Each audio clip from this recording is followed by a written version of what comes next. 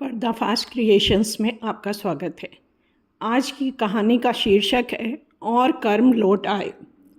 मैं कहाँ हूँ? कुछ समझ नहीं आ रहा। हाथ पैर हिल नहीं रहे। समझ नहीं आ रहा क्या हुआ है। तभी एक आवाज़ आई। होश आया या नहीं?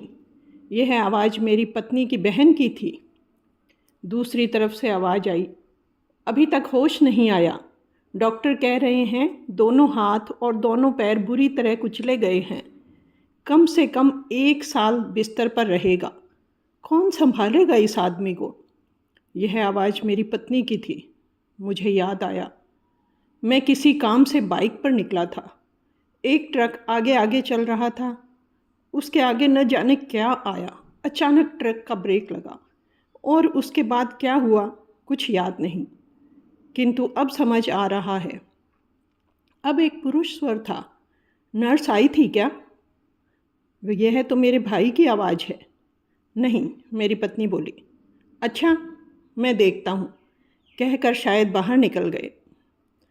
मैं अब इसे बर्दाश्त न कर पाऊँगी, पत्नी बोली। मेरी पत्नी की बहन कुछ घबराई हुई सी बोली, तेरा क्या इरादा है? वही जो इसने कुछ साल पहले एक मासूम के साथ किया था। मेरे दिमाग में पीछे की सारी घटनाएं चलचित्र की भांति घूम गई। मैं एक नपुंसक हूँ। मेरा विवाह होने वाला था। मेरी माँ और मेरे भाई को पता था कि मैं नपुंसक हूँ। मेरी माँ ने भाई के साथ मिलकर प्लान बनाया कि वही मेरी पत्नी के भी बच्चे पैदा करेगा।